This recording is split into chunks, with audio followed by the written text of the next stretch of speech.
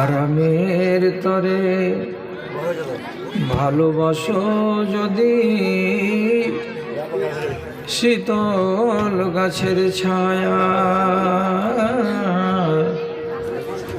আখিরাত লাগি করো কিছু কাজ, ছাড়ো দুনিয়ার মায়া।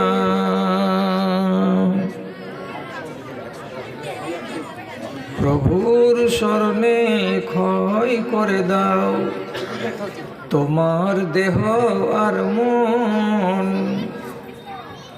পথিকের বেশে হয়েছে তোমার এ ধরায় আগমন। সব কিছু ফেলে চলে যাবে তুমি, আসিলে মরণক্ষণ রে, আসিলে মরণক্ষণ। শূন্য হাতে এসেছিলে ভবে, শূন্য হাত চলে যাবে। ধন আর্জন গাড়ি আর বাড়ি সবই পড়িয়া রবে গো, সবই পড়িয়া রবে। ছেলেরা তোমায় কবরে শোয়াবে, ছেলেরা তোমায় কবরে শোয়াবে, পরায়ে বস্ত্র সাদা কাফন। পথিকের বেশে হয়েছে তোমার এ ধরায় আগমন।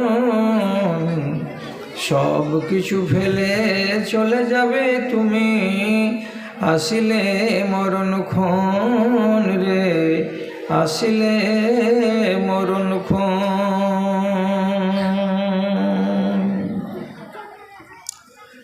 মোহতারাম সভাপতি সাহেব, সমবেত এই গ্রামের তথা পার্শ্ববর্তী অন্যান্য মহল্লা ও গ্রাম থেকে অনেক সংখ্যায় আগত জ্ঞানপিপাসু দিন দরদি আমার প্রাণের ভাই ও বন্ধুগণ, তথা মজলিসের এক পার্শ্বে বসে থাকা অবলা সরলা আমার স্নেহের মাতা ও ভগ্নীগণ, আল্লাহ তাআলার হাজার হাজার শুকরিয়া আদায় করছি যে কিছুদিন ব্যবধান ঘুচিয়ে আবার আপনাদের সামনে এসে মুখোমুখি হয়ে কিছু কথা বলার জন্য রব্বুল আলামিন সুযোগ করে দিয়েছেন।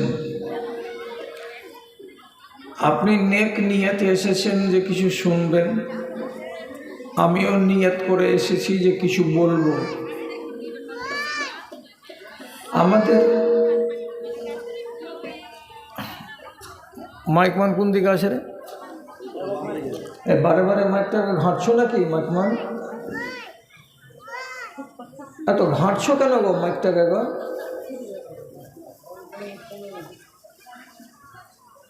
এই 5 মিনিটের ভেতরে তোমার 7 বার ঘাঁটা হয়ে গেল মাইকটাকে। বাজে জিনিস এনেছো তো তুমি লাঠার পাটার করছো কেন? এভাবে বাজছে তো বাজতে দাও চুপচাপ।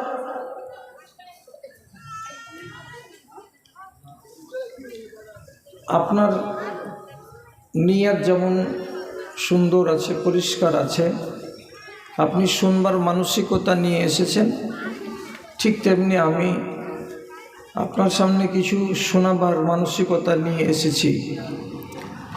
আমি গোড়াতে বলছি আপনাদেরকে দয়া করে আমার কথাটার প্রতি একটু গুরুত্ব দিয়ে বুঝতে চেষ্টা করুন। আমি নওজওয়ান নই, আমি হলাম এক কথাই বৃদ্ধ মানুষ। আমার বয়স 64 বছর রান করছে। আমি বেশি চিৎকার করে চেঁচামেচি করে কথা বলতে পারবো না, তবে যে কথাগুলো বলবো সেই কথাগুলো জাল নয়, দুর্বল নয়, ফালতু নয়। অতএব আপনি যদি একটুখানি মেহেরবানি করে কথার প্রতি সুবিচার করেন তো 100 বার আলহামদুলিল্লাহ। আর যদি আপনার মনোপুত না হয় তাহলে চারিদিকে গেট খোলা আছে, যেদিক দিয়ে আপনার পছন্দ হবে চুপচাপ এখান থেকে ভদ্রভাবে কেটে পড়বেন। হই হট্টগোল করবেন না, হাল্লা করবেন না। আমি শুধু এই কথাটাতে এখন বিশ্বাস করি যে মানুষের দুর্বল ঈমানকে যদি সবল করতে পারে তো একমাত্র আল্লাহর কিতাব এবং রাসূলুল্লাহর বাণী। এবং এ কথাটা কোরআন মাজিদে আল্লাহ তাআলা বলেছেন। সেই হেতু আপনাদের সামনে কোরআনেরই কিছু কথা বলছি এবং হাদিসের কিছু কথা বলছি। কথাগুলো থেকে যদি শিক্ষা নেওয়ার থাকে তো একটু দয়া করে গ্রহণ করবেন। আমি প্রথমেই একটা হাদিস আপনাদের সামনে তুলে ধরছি। প্রসঙ্গটা হয়তো আপনারা বুঝতে পারবেন না, কিন্তু 5 মিনিট 7 মিনিটের মাথায় বুঝে যাবেন যে আমি কেন বললাম। রাসূলুল্লাহ বলছেন লাউ রাআইতুম মিসলা মা রাআইতু হাযিহিল লাইলাতা লাখারাজতুম ইলা সাদাই ওয়া মা তালাজ্জাজতুম বিন নিসাই আলা ফুরুশিকুম। আমি আজকে রাত্রে নিজের 2 চোখে যা দেখেছি আসমানের সফরে গিয়ে, যদি তোমরা কেউ দেখতে তাহলে কি হতো?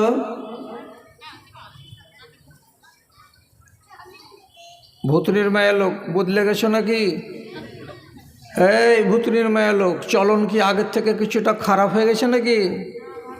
হ্যাঁ, কথা বলছো কেন? তোমাদের আওয়াজ তো আমার কানে আসছে, তো আমি অতক্ষণ বন্ধ রাখি মাইকটা?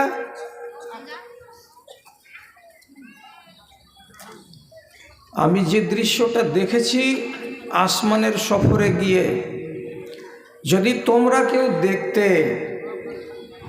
তো কি হতো? তো রাসূলুল্লাহ বলছেন প্রথম নম্বর কি হতো? 1 নম্বর লাযাহিকতুম কালিলান ওয়া লাবাকাইতুম কাসীরা। তোমরা কাঁদতে বেশি, হাসতে কম। তোমাদের কান্নাটা বেড়ে যেত এবং হাসিটা কমে যেত যদি তোমরা এটা নিজের 2 চোখে দেখতে পেতে। এক কথা হলো। 2 নম্বর, তোমরা নিজেদের বাড়িতে কেউ থাকতে না, বাড়ি থেকে বেরিয়ে ময়দানে চলে যেতে, আর যাওয়ার পরে ময়দানে বসে বসে ময়দানে পড়ে পড়ে কি করতে? তোমরা আল্লাহ রাব্বুল আলামিনের কাছে আজিজি করতে, ইনকিসারি করতে, কান্নাকাটি করতে, রোনাজারি করতে, কান্নাকাটি করতে, আহাজারি করতে। আর আরেকটা কথা রাসূল বলছেন ওয়ামা তালাজ্জাজতুম বিন নিসাই আলা ফুরুশিকুম। তোমাদের বাড়িতে 40,000 টাকা দামের বক্স খাট আছে, ছপের খাট, তাতে 8 ইঞ্চি মোটা গদি আছে এবং নামি দামি কোম্পানির চাদর বিছানা আছে, বালিশ লাগানো আছে। এমন গদির বিছানায় নিজের স্ত্রীকে পাশে নিয়ে তোমরা কেউ আরাম করতে না, আয়েশ করতে না। এগুলোকে তোমরা লাত মেরে বাড়িতে ফেলে দিয়ে তোমরা মাঠে যেতে, আর যাওয়ার পরে গড়াগড়ি করতে, কান্না করতে, আজিজি করতে এবং আল্লাহ রাব্বুল আলামিনের কাছে ফরিয়াদ করতে তোমরা। 3টা কথা রাসূলুল্লাহ বললেন। এখন জিজ্ঞাসা, আপনি কি দেখেছেন গো নবী? রাতের বেলায় সফরে কি দেখেছেন যে যদি আমরা দেখতাম তো আমাদের এই অবস্থা হতো? তো এইটা বলেন না, কি দেখেছেন আপনি? এবার কথাটা শুনেন। রাসূল বলছেন কি দেখেছি? তো কি দেখেছি তো শোনো। আত্তাতিস সামাও ওয়া হাক্কুল লাহা আন তাইত্তা। আমি যখন রাতের বেলায় আসমানের সফরে প্রথম আকাশে গিয়ে পৌঁছিলাম, আমার সাথে জিবরিল আলাইহিস সালাতু ওয়াস সালাম ছিলেন। আসমানের উপরে গিয়ে শুনতে পাচ্ছি মচমচ মচমচ করে আওয়াজ করছে, যেমন কোনো গাড়িতে বোঝ বেশি দেওয়া হতে গেলে গাড়িগুলোর চাক্কা থেকে কচকচ করে মচমচ করে আওয়াজ বেরোয়, ঠিক সেই রকমই আসমানের এদিক সেদিক থেকে কচকচ করে মচমচ করে আওয়াজ বেরিয়ে আসছে। নবীজি বলছেন আওয়াজ তো বের হবেই হবে, কেন আওয়াজ বের হবে না? কেন আওয়াজ বের হবে এটা তো বুঝেন আপনারা। যদি গাড়িতে বোঝ বেশি চাপিয়ে দেওয়া যায় তো চাকা থেকে আওয়াজ করে না? লোড বেশি হয়ে গেলে চাকা আওয়াজ করবে। তো চাকাটা আওয়াজ করছে লোডের কারণে, বোঝা বেশি হওয়ার কারণে। আসমানের কি হলো যে ওখান থেকে এরকম মচর মচর করে আওয়াজ আসছে, এখানে লোড কি বেড়েছে?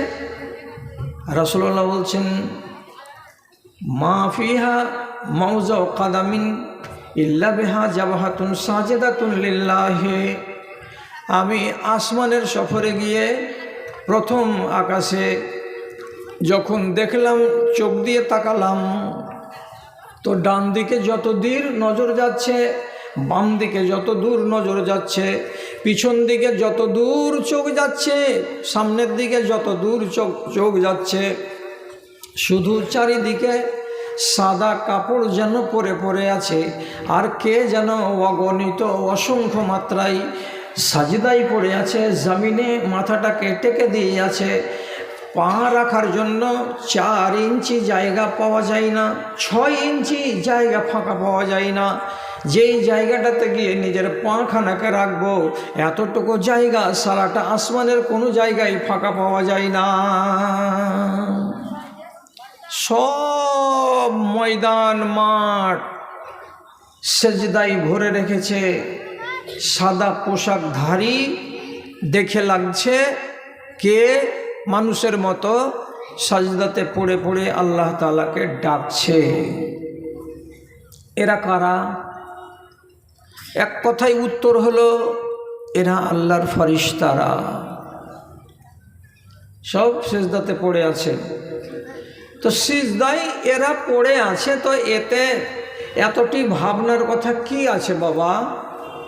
আপনারাও তো জিজ্ঞেস করতে চাইবেন, এতে কি এমন অসুবিধা হলো? ফেরেশতারা সিজদায় পড়ে আছে দেখলাম, তো তাতে আমাদের ভাববার কি আছে? এতে ভাববার কথাটা হলো এইবার একটু কানটাকে খাড়ো করেন। মরার পরে 2টো জায়গা মানুষের নসিবের আল্লাহ তাআলা লিখেছেন, হয় জান্নাত আর না হয় জাহান্নাম। তো এই জান্নাতে যাবে কে আর জাহান্নামে যাবে কে? এই ব্যাপারে আল্লাহর কোরআন কি বলছে? কোরআন মাজিদে স্পষ্ট করা আছে, লামলান্না জাহান্নাম মিনাল জিন্নাতি ওয়ান নাসি আজমাইন। যদি জাহান্নামকে ভরতে হয় তো মানুষের বাচ্চাকে দিয়েই ভরবো। যদি জাহান্নামের আগুনে কাউকে ফেলে জাহান্নামের পেটটাকে পূর্ণ করতে হয় তো জিনের বেটা বেটিকে দিয়েই জাহান্নামটাকে ভরবো। তাহলে এছাড়া অন্য কেউ জাহান্নামে যাবে না। কারা কারা যাবে? তো জিনের ছেলে মেয়েরা যাবে এবং ইনসানের ছেলে মেয়েরাই যাবে। এরা 2 ছাড়া তৃতীয় কেউ আল্লাহর জাহান্নামে যাবে না। আর কেউ যাবে? আল্লাহ তাআলা বলছেন আর কেউ যাবে না। আবার অন্য জায়গাতে আল্লাহ রাব্বুল আলামিন বলছেন জান্নাত যে তোমরা পাবে, তো কারা কারা পাবে এটাও তো বলে দেওয়া দরকার। তো আল্লাহ তাআলা বলছেন জান্নাতে যদি যাই তো কে কে যাবে, কারা কারা যাবে? তো কি বলছেন? লাম ইয়াতমিসুহুন্না ইনসুন ক্বাবলাহুম ওয়ালা জান। জান্নাতের ভেতরে যে সমস্ত রমণীগুলোকে আল্লাহ রাব্বুল আলামিন সাজিয়ে গুজিয়ে তৈরি করে রেখেছেন, তাদের সম্বন্ধে আল্লাহ তাআলা বলছেন কি, এরা এমনই নারীর নারী, জীবনে এদের গায়ে কোনো জিনের বাচ্চা হাত লাগায়নি, কোনো ইনসানের বাচ্চা হাত লাগায়নি। এমনই এরা নারীর নারী যে এদেরকে জীবনে কোনো দিন এক নজরে কোনো ইনসানের বাচ্চাও দেখেনি, কোনো জিনের বাচ্চারাও দেখেনি। যেদিন পাবে সেদিন তারা তাদেরকে ভোগ করবে। তো পাবে কারা? তো জিনের বাচ্চারা এবং ইনসানের বাচ্চারা। কি বোঝা গেল? জান্নাত কার জন্য? জিন এবং ইনসানের জন্য। জাহান্নাম কার জন্য? জিন এবং ইনসানের জন্য। তাহলে এদের জন্য যদি জান্নাত জাহান্নাম হলো, তো প্রশ্নটা এইবার আপনার মগজে আপনি খাড়ো করেন যে আল্লাহর ফেরেশতাগুলো লক্ষ লক্ষ কোটি কোটি, তারা কেন উপুড় হয়ে সিজদায় পড়ে আছে? এরা কি জান্নাত পাবে কিয়ামতের দিন? পাবে না। তো ওদের নামে জান্নাত নাই, ওদের নামে জাহান্নাম নাই, অথচ তারা সাজদাতে পড়ে আছে, দিবারাত্রি আল্লাহ তাআলাকে ডাকছে। আর যাদের নামে আল্লাহ তাআলা জান্নাত জাহান্নাম তৈরি করেছেন, তারা নাকে তেল দিয়ে ঘুমাচ্ছে বাড়িতে, আর না হলে আজাদ হয়ে মুক্ত মন নিয়ে ছেলেরাও এবং মেয়েরাও আল্লাহর কোরআনের প্রতি সমর্থন জ্ঞাপন না করে স্বাধীন হয়ে তারা চলাফেরা করছে, জীবন যাপন করছে। কেউ মনে হয় বিশ্বাসই করে না যে জান্নাত তোমাদের জন্য এবং জাহান্নাম তোমাদের জন্য। জি, আপনার নিজের ঈমানটাকে আপনি মিলান। ওদের নামে জান্নাত জাহান্নাম কিছু নেই, তবু ওরা রাত দিন ডাকে, আর আমাদের জন্য জান্নাত জাহান্নাম। তো আমি কতদূর আল্লাহকে চিনি এটা একটু মিলান, এটা একটু দেখেন, তার জন্যই বললাম। বেরাদারান ইসলাম, ভাবতে গেলে তো অনেক কথা ভাবার মতো আছে, কিন্তু ভাবতে কি কেউ রাজি আছে? আমার সাথে কথা বলুন দয়া করে। সহি হাদিস বলছি, একদম সঠিক হাদিস বলছি। এক সাহাবী বলছেন, আমি বিদেশে বেরিয়েছিলাম, রাত লেগেছে, এক গাছের তলায় চাদর পেড়ে আমি ঘুমাচ্ছিলাম। ঢের রাত হলো, তখন উঠে আমি নিজে নিজে বলছি, শুয়ে শুয়ে কত রাত কাটাবো, একটু নামাজ পড়ি। নামাজ পড়তে দাঁড়ালাম, এবার ফাতিহা পড়লাম, অন্য সূরা পড়লাম, রুকু করলাম, তারপরে সাজদা করতে যাচ্ছি।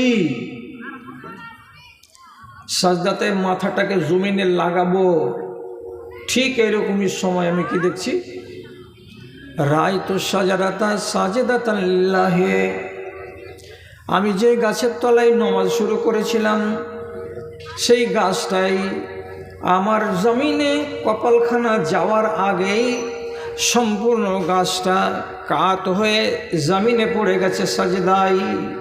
এবং ওই গাছের পাতা থেকে, ডাল থেকে ভিন ভিন ভিন ভিন ভিন ভিন করে আওয়াজ বেরিয়ে আসছে। আর সেই আওয়াজগুলোকে কান লাগিয়ে যখন শুনছি, তখন আমি পরিষ্কার বুঝতে পারছি কি আওয়াজগুলো আসছে। গাছের ডাল থেকে, পাতা থেকে আওয়াজ বেরোচ্ছে। কি বলে আওয়াজ বের হচ্ছে? তো গাছ বলছে, আল্লাহুম্মা আকতুব লি বিহা ইনদাকা আজরান ওয়াজআলনি বিহা বিজরান ওয়াজআল ইনদাকা যুখরান ওয়া তাকাব্বাল মিনহু মিন্নি কামা তাকাব্বালতা মিন নাবিয়্যিকা দাউদ। গাছটা জমিনে পড়ে গিয়ে বলছে কি, আয় আল্লাহ, আমি যে সিজদা দিচ্ছি জমিনে মাথা রেখে দিয়ে, আল্লাহ এর বদলে তুমি কিছু নেকি আমার জন্য লিখে দিও। এই আল্লাহ, এই নেকিটাকে তোমার কাছে জমা করে রাখিও। এই আল্লাহ, আমার দ্বারাই যদি কোনো ভুল হয়ে যেয়ে থাকে, তাহলে আমার ভুলগুলোকে তুমি মার্জনা করে দিয়ে থাকো, এবং আমার সেজদাটাকে এমনি করে কবুল করো যেমন করে তোমার নবী দাউদ সেজদায় পড়ে দোয়া করেছিলেন এবং আপনি কবুল করেছিলেন, ওই রকম করে আমার এই সেজদাটাকে কবুল করে না। দোয়াটা কে করছে? মানুষে না গাছে?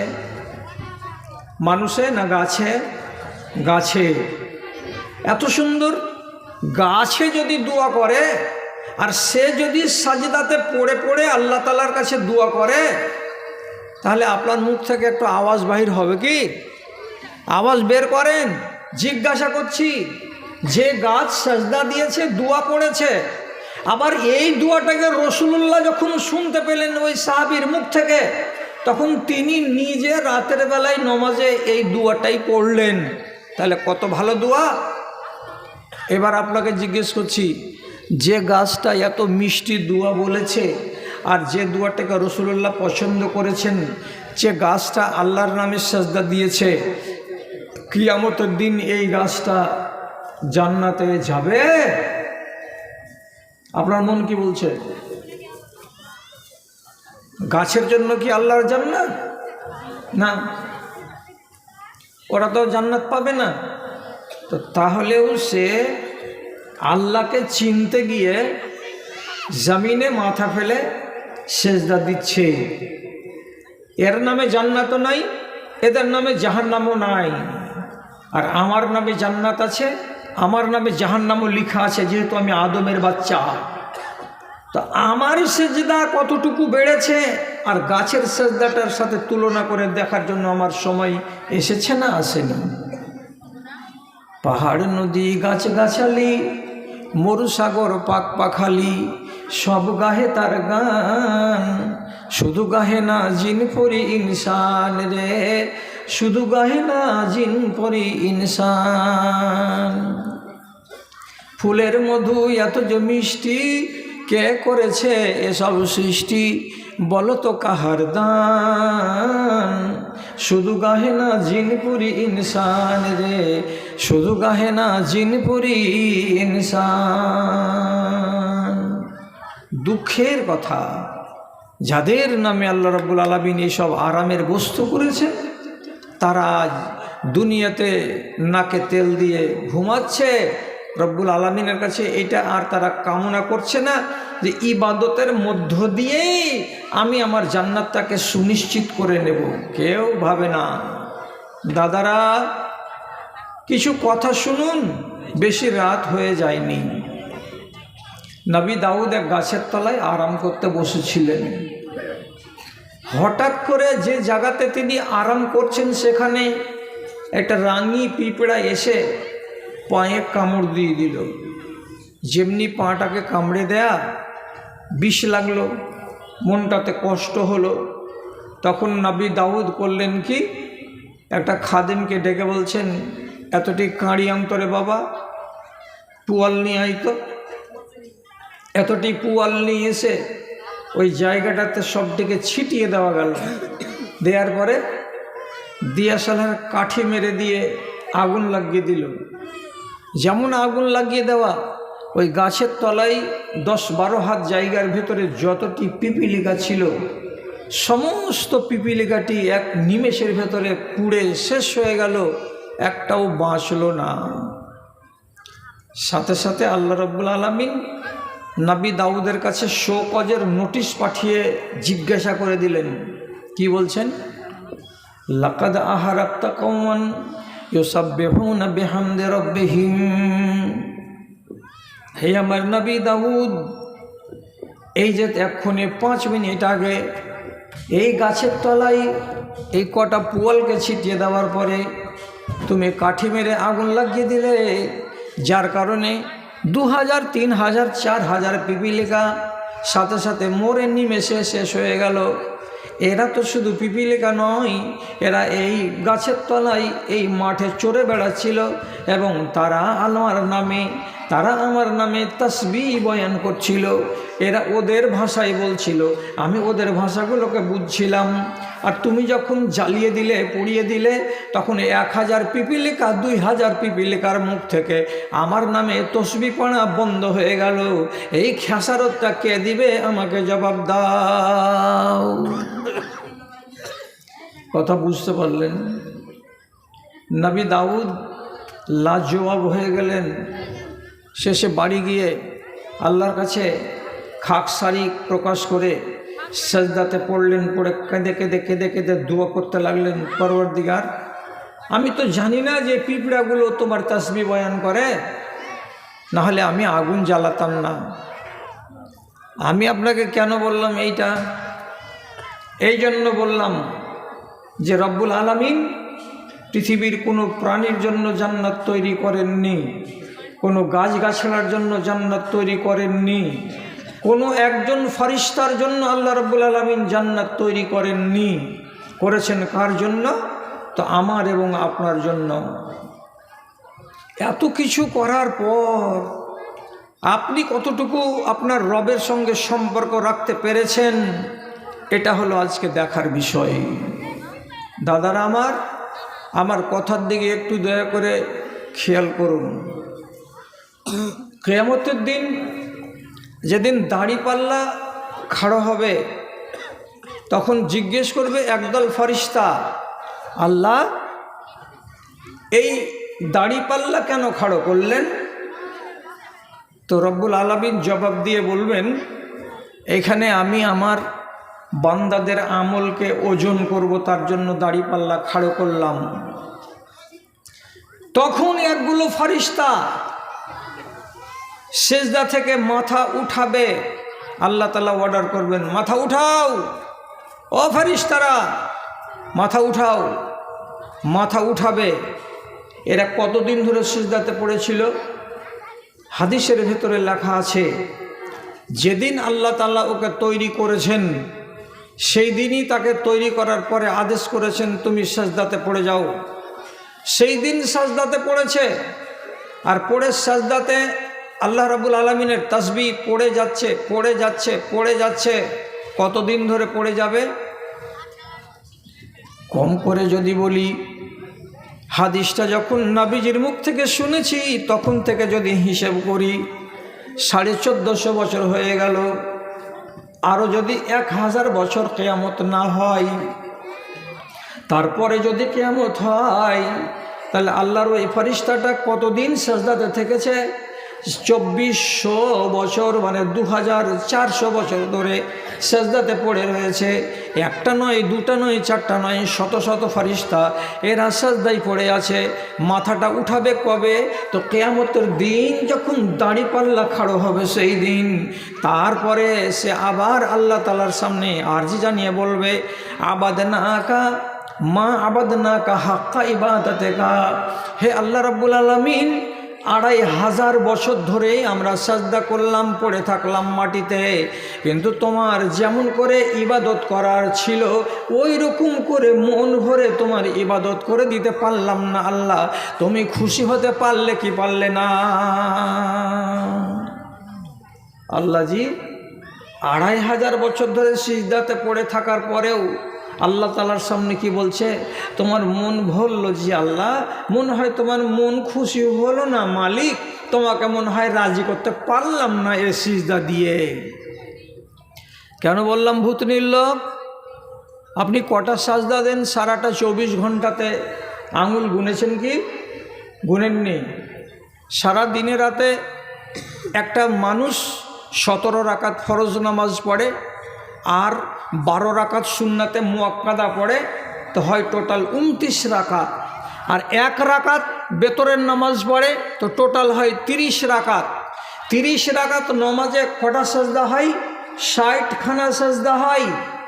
60টা সাজদা একটা মানুষ 24 ঘন্টাতে দেয়। আপনি এই 60টা সাজদা দিতে টোটাল যদি টাইম দিয়ে থাকেন আল্লাহ তাআলাকে, বড় জোর 60 মিনিট দিয়েছেন, না হয় 70 মিনিট দিয়েছেন, তারপরেই আপনি নেমে পড়লেন কোথায়? তো আল্লাহর নাফরমানি করতে।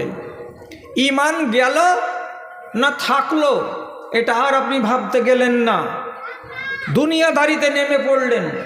আপনার সেজদাগুলোর গুরুত্ব আছে না নাই ওগুলো আর ভাবতে গেলেন না।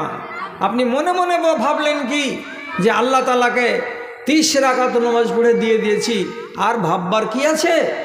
অথচ একটা আল্লাহর ফেরেশতা কতদিন ধরে সিজদায় পড়ে আছে? আপনাকে আনুমানিক হিসাব দিলাম যে 2500 বছর ধরে।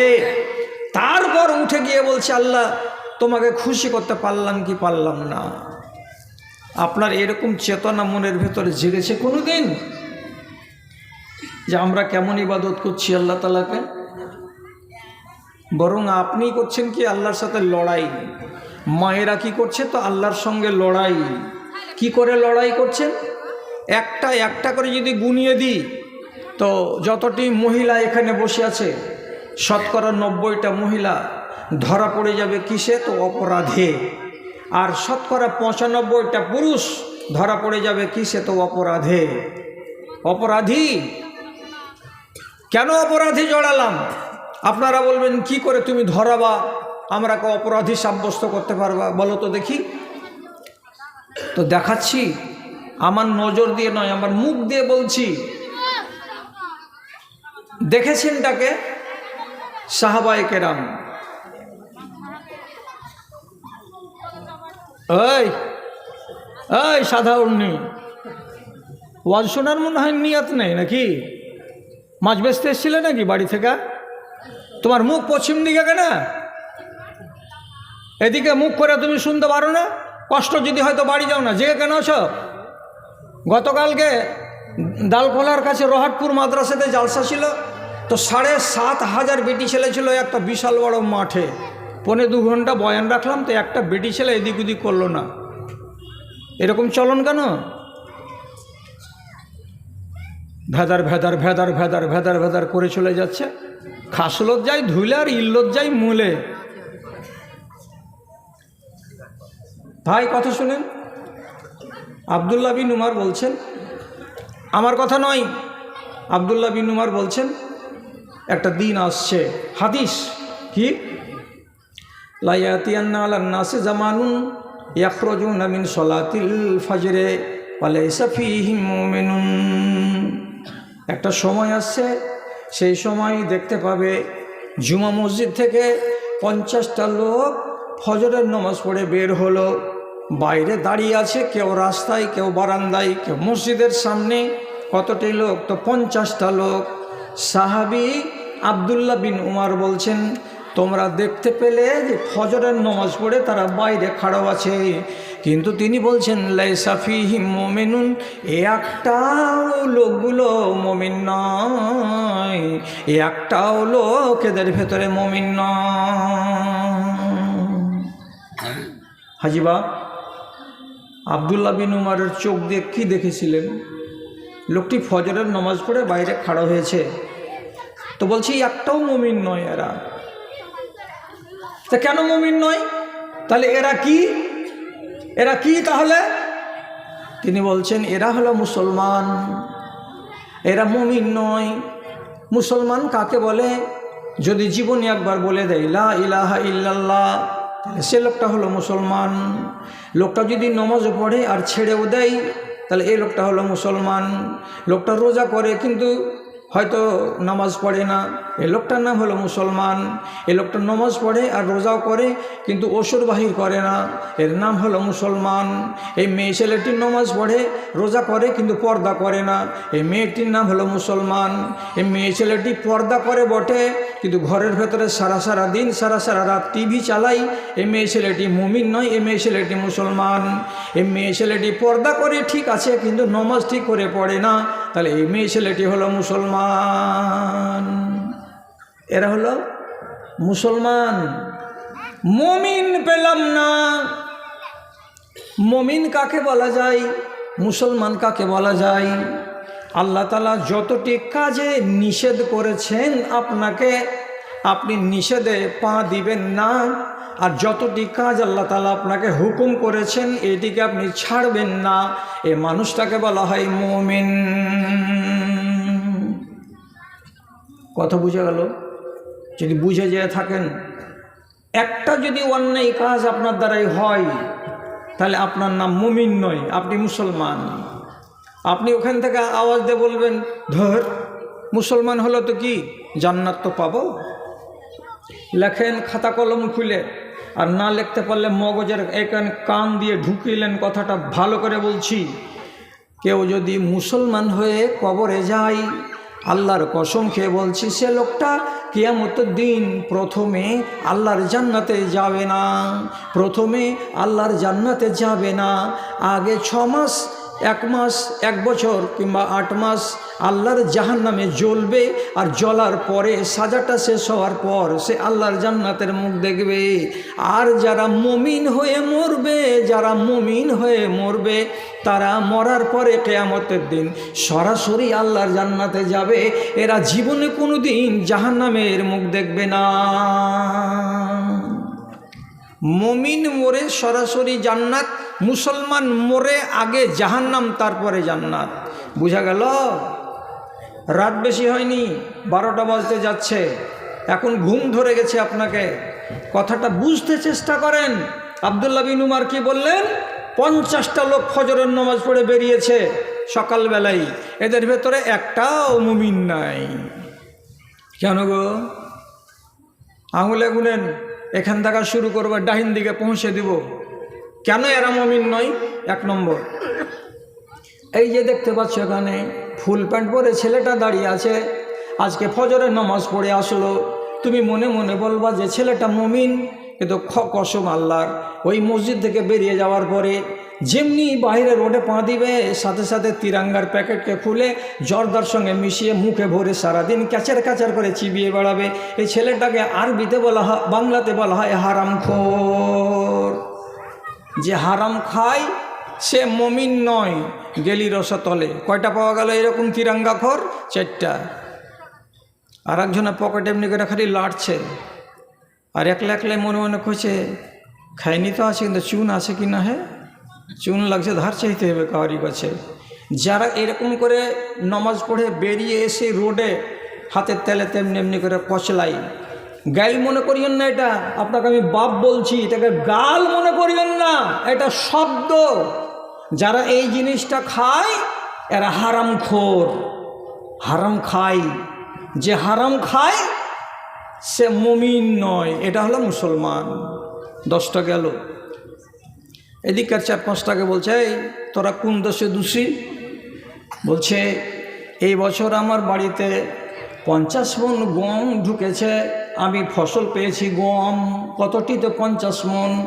আল্লাহ রাব্বুল আলামিন নাই বলছেন 20 মণ যদি গম হয় তো 1 মণ আল্লাহকে দিয়ে দাও, এটা আল্লাহর জমিনের ট্যাক্স।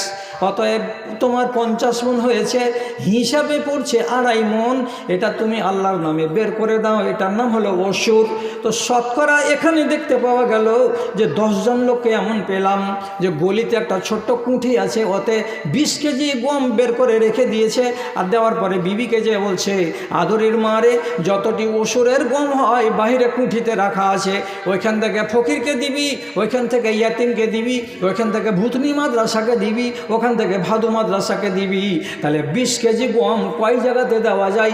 সারা বছর ধরে ওই 20 কেজি গমকে আপনি বিলাতে আছেন, অথচ আপনার এখানে 2.5 মণ গম বের হওয়ার কথা ছিল ওশর, কিন্তু আপনি ওশর বের করেননি। তো যারা ওশর বের করে না তাদের ফসলের, এই লোকগুলো ফজরের নামাজে এসেছে, এরা কিন্তু মুমিন নয়, এরা হলো মুসলমান।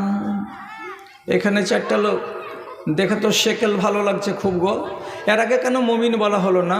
হিসাব রাখো, যত জমি ছিল তলে তলে তলে তলে 2টা বেটার নামে করে দিয়েছে, বেটিগুলোকে ফাঁক্কা তাড়া, কিছুই দিতে রাজি নয়। বেটিরা নাকি জমি পাবে না, বেটিরা তো পরের ঘরই হয়ে গেছে, তো বেটিকে জমি দিবে না বলে বেটাদের নামে জমি লিখে দিয়ে এখন এই বুড়া মরার অপেক্ষা করছে, কবরে যাওয়ার অপেক্ষা করছে। তো নামাজ পড়তে গেছিল ভালো কথা, কিন্তু এই লোকটা মুমিন নয়, এই লোকটা হলো মুসলমান। গেল এতটি বেটা ছেলে গেল। বেটি ছেলেটি কেন মুমিন হতে পারল না? যদি মসজিদে হাজিরা দেয়, নমাজ পড়ে আসে, বলছে এর ভিতরে একটাও মুমিন নেই, সবটি মুসলমান। কেন গো? তো বলছে এই মেয়েটির ভিতরে 10টা মেয়ে ছেলে এমন পাওয়া যাবে যে মেয়ে ছেলেটি এখানে নমাজ পড়লো মসজিদে, আর মসজিদে নমাজ পড়ে বাড়ি যাওয়ার পরে টিভি খুলবে, খোলার পরে সিরিয়াল দেখবে।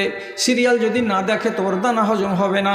যদি এমন অপবিত্র এবং এমন বাজে খেয়ালের মহিলা থাকে, তাহলে পরে সে মেয়ে ছেলেটি মুমিন নয়, সে হলো মুসলমান।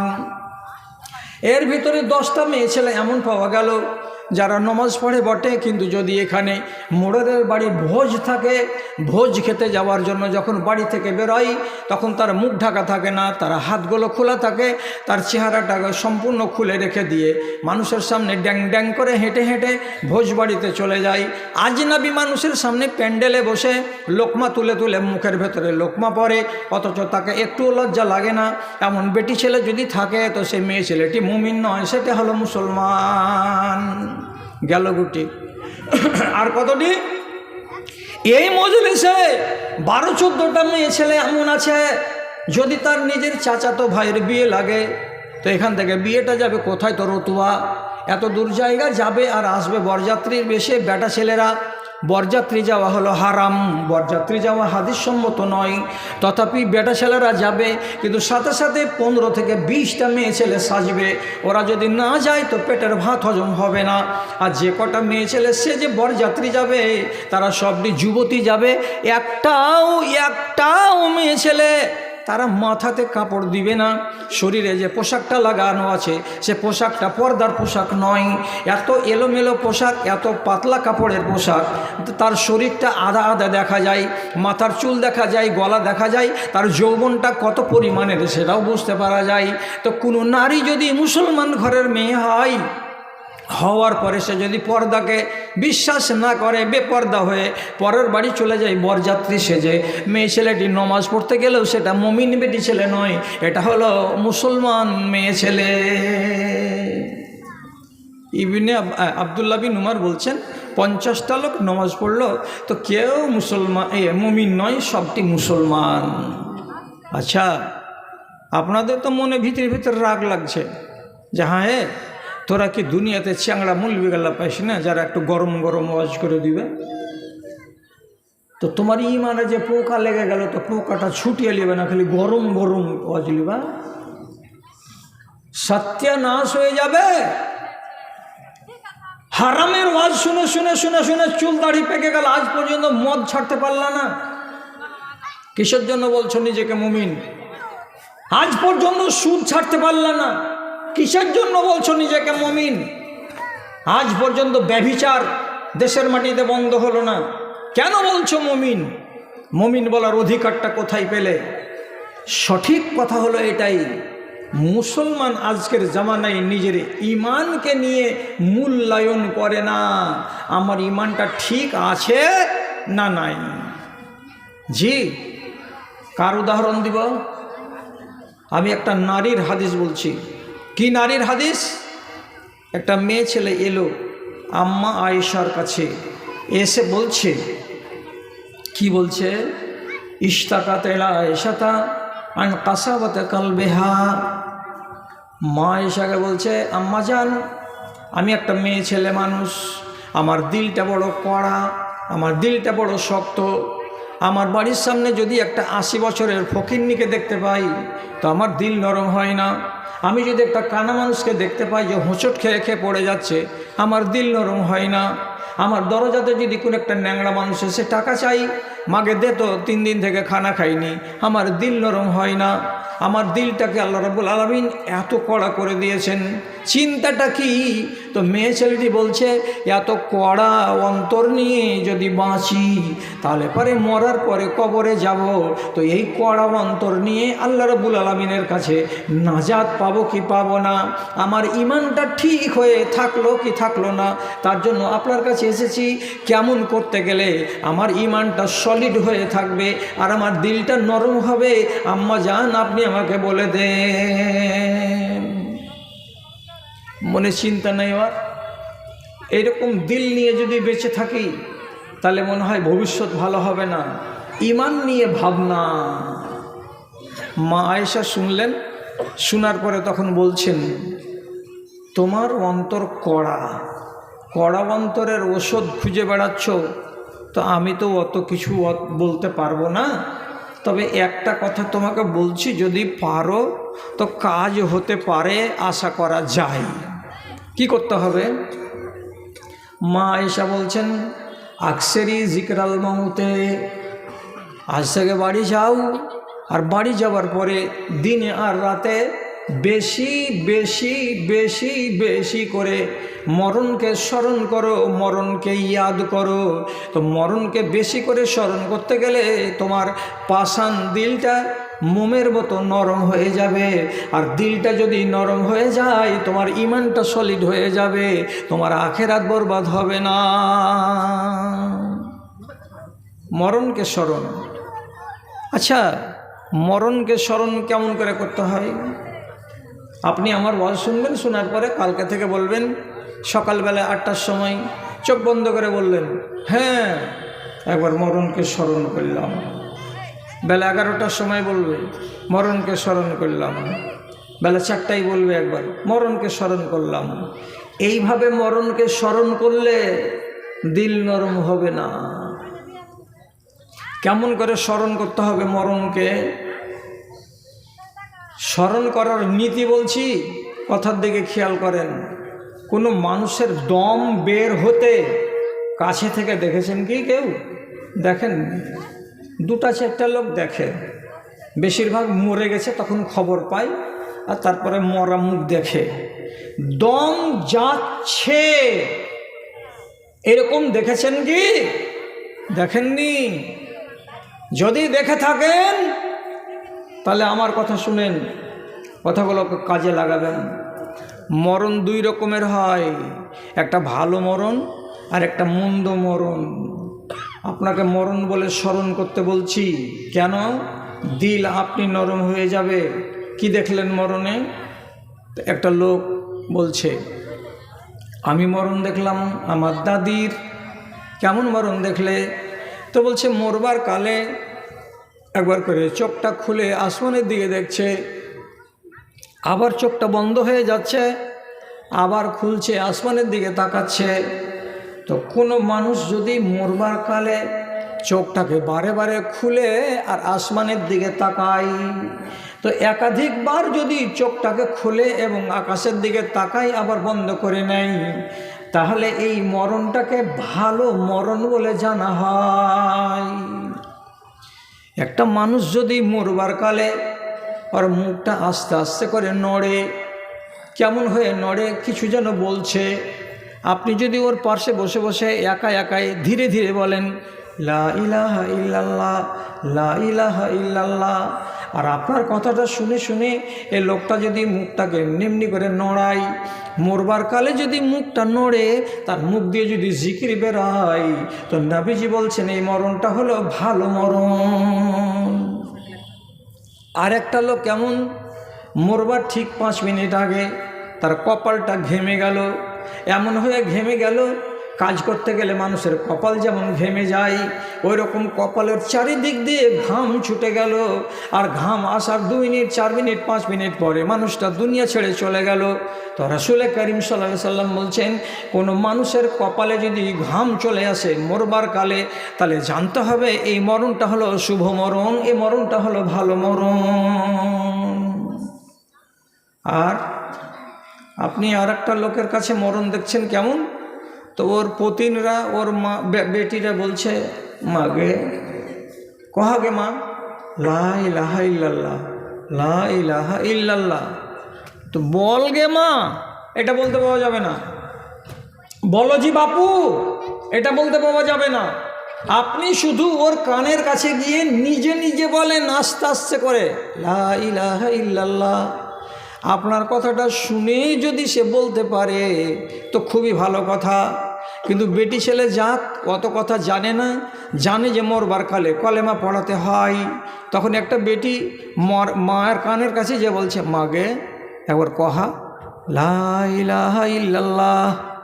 তো মা এত জোরে জোরে নিঃশ্বাস ফেলছে, এত জোরে জোরে নিঃশ্বাস ফেলছে। বেটি যখন 2বার করে বলছে কহা গে মা লা ইলাহা ইল্লাল্লাহ, তখন মা হাঁপাতে হাঁপাতে বলছে ওকে কইতে পারি না গে, ওকে কইতে পারি না গে। বল লাগে মা লা ইলাহা ইল্লাল্লাহ, কইছে কইতে পারি না গে। যতবার বলা যাচ্ছে তো বলছে বলতে পারি না। তো বলতে পারি না কথাটা বলতে পারছে, কিন্তু লা ইলাহা ইল্লাল্লাহ বলতে পারে না। যদি মরবার কালে লা ইলাহা ইল্লাল্লাহ তার মুখ দিয়ে জারি না হয়, তাহলে জেনে নিতে হবে এ মরণটা ভালো মরণ নয়। যদি কোনো মানুষ মরবার কালে একবার ডান দিকে হয়ে যায়, আবার 1 মিনিটের মাথায় আবার বাম দিকে হয়ে যায়, মরবার কালে যদি একবার করে উঠে বসতে যায় আর বিছান থেকে নেমে অন্য জায়গায় চলে যাওয়ার কথা ভাবে, আর মানুষেরা ধরে ধরে তাকে যদি বিছানায় শুয়াই, আর বারবার যদি ভয় পাই, তাহলে জানতে হবে এটা ভালো মানুষের মরণ নয়।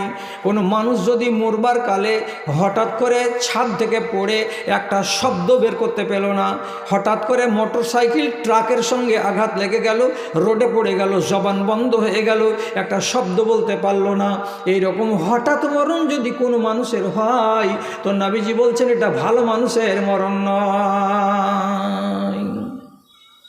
তোমার মাকে কেমন মরণ মরতে দেখেছো? যে দেখিনি, বাকিটি দেখো। কি দেখব? বেটা ছেলেরা যেমন কবরস্থানে যেতে পারে, তেমনি মেয়ে ছেলেরাও কবরস্থানে যেতে পারে। যাও তোমার মায়ের কবরস্থানে, ওখানে গিয়ে তোমার মার কবর কোনটা তো চিহ্নিত করো, বলো যে এটা আমার মায়ের কবর। সাথে সাথে তোমাকে কেউ চিনিয়ে দিবে এ পার্শ্বে যে এখানে একটা মাচানগুলো সব ক্ষয় হয়ে গেছে, এই কবরটা কার? তো তুমি নিজে নিজে বলবে এটা আমার বাপের কবর। আমার বাপের মরা 15 বছর হলো, আর আমার মার মরা 7 বছর হলো, 6 বছর হলো। মায়ের কবরের কাছে খাড়া হও, আর খাড়া হওয়ার পরে 4-5টা প্রশ্ন তোমার মগজের উপরে জাগাও। কি? মাগে তুই যেই ঘর কিনেছিলি, ওই ঘরখানাকে সকালে আর বিকালে তোর বউরা ঝেড় দিয়ে পরিষ্কার করে রাখতো। আজ তোর কবরের চারিপাশে ছোট ছোট গাছ জন্মে গেছে, জঙ্গলে ভরে গেছে, কেউ তোর কবরটাকে সাফ করে দেয় না। তোর ঘরের ভেতরে মশারি টাঙানো থাকতো গে মা, তোর গায়ে যেন মশা না লাগে, তোর গায়ে যেন মাছি না বসে। আজকে তোর কবরস্থানে গাছগুলোর চারিদিকে ভন ভন করে মশা আর মাছি উড়ে বেড়াচ্ছে, কিন্তু কেউ মশা মাছি হাঁকাবার ব্যবস্থা করে না। মা, তোর কবরের মাঝখানে দেখতে পাচ্ছি কবরটা বসে গেছে, ধসে গেছে, মাটিগুলো 1 হাত পরিমাণে নিচে ধসে বসে আছে। মাগে সবটি মাটি তোর বুকের উপরে এসে পড়ে আছে। তোর বুকের উপরে যে এত মাটি জমে আছে মা, তো তোর জানে কতখানি কষ্ট হচ্ছে আমি বুঝতে পারি না। আমার তো ক্ষমতা নাই যে মাটিটিকে সরিয়ে দিই, আর তোর উপরে যে মাটিগুলো পড়ে আছে সেগুলোকে সরিয়ে তোর জানটাতে আরামের ব্যবস্থা করে দিই, কিন্তু মন বলছে মা তোর বুকের উপরে মাটিটি চেপে আছে, তো আমার বুকের উপরে যেন মাটি চেপে আছে। এইগুলো জিনিস কবরকে দেখো, আর দেখার পরে স্মরণ করো, আর মনে মনে জিজ্ঞেস করো, মা তুই কোন হালাতে আছিস কবরের ভেতরে? তুই আরামে ঘুম দিচ্ছিস না ফেরেশতারা তোকে আযাব দিচ্ছে? আমি তো বাইরে থেকে কিছু দেখতে পাই না। ওই জায়গায় দাঁড়িয়ে দাঁড়িয়ে যদি পারো তো মায়ের নামে একটা দোয়া করো, আয় আল্লাহ তুমি আমার মায়ের কবরের আযাবকে হালকা করে দাও। দোয়া করো। যদি এই মরণকে স্মরণ করতে পারো, সাথে সাথে একটা কথা যোগ করে দাও। কি? এটা বাপের কবর, কবরে যাওয়া 15 বছর হলো। এটা মায়ের কবর, এই কবরে বছর হলো।